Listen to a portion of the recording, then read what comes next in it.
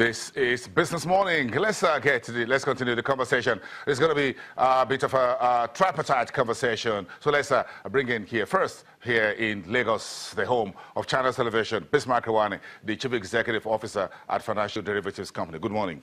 Good morning. It's good to have you here. He's my guest host here on the program for the final part of parts of the program, next 30 minutes or thereabout. But let's go live to Abuja, to the Director General of the Debt Management Office, Patience Oniha, in her first live studio interview since she took office on the 1st of July 2017. Madam, this is a formal congratulations for your coming into office. You're just about 70 days or less than 100 days in office. It's good to have you here.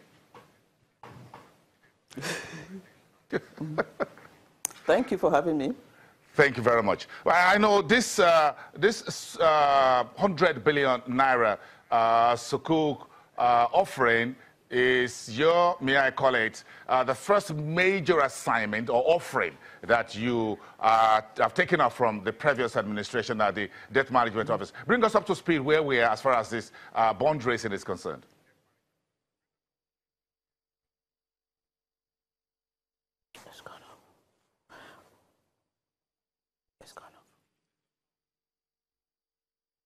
Thank you very much. The 100 billion sovereign Sukuk is the first of its type that we're issuing in Nigeria.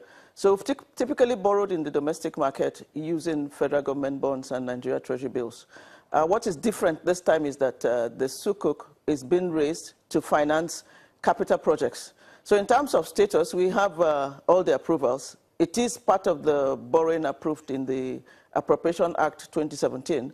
So, but the approvals of the various parties involved, the Central Bank, the Office of the Accountant General, and we're working very closely with the Federal Ministry of Power, Works and Housing, as well as the Financial Regulatory Council of Experts at the Central Bank who approve such projects.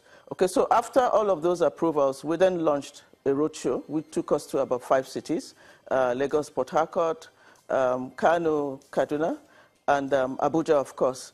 And we are now, the offer since opened from the newspapers, and it is expected to close soon. So we're all already awaiting the subscription. Some of them have already started coming in. I missed part of the question because of audio, so let me go on to explain a bit, give the more strategic reason why we're issuing the Sukuk. Essentially, the DMO has borrowed in the domestic market and sometimes in the international capital markets to fund the budget deficit, and that means we are funding recurrent and funding capital expenditure.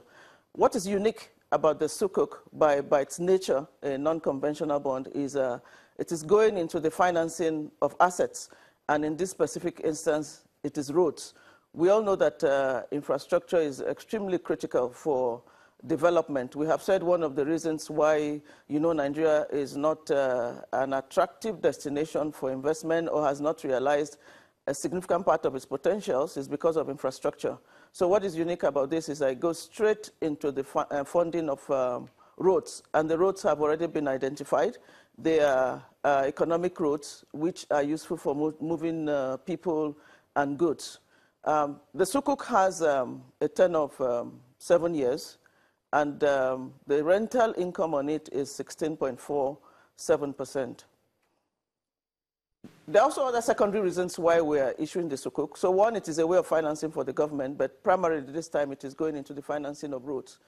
But one of the challenges or gaps that have been there in the financial market is that there are ethical investors who will be looking to non-conventional securities to invest in. So these investors include individuals, they include institutions, some banks that offer non-interest banking, as well as some other specific institutions that purely offer non-interest financial services. Okay, so this is being introduced to cater to enable those businesses who need those products, but also to mobilize savings that would otherwise not come into the formal system because the existing products don't meet with their own objectives. So one part is borrowing for government and borrowing specifically for infrastructure, but the other part is mobilizing savings and promoting financial inclusion.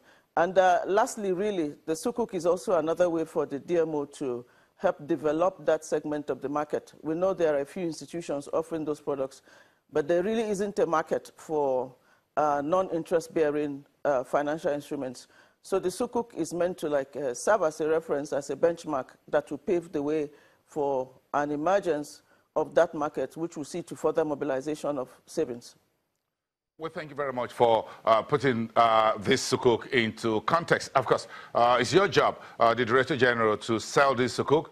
Bismarck Rewani from Financial Derivatives, his job is to analyze, and he's also interested in those who invest. I'm sure he's also an investor, even though I don't know what his portfolio really is. So it looks like you have a potential customer here in the studios this morning.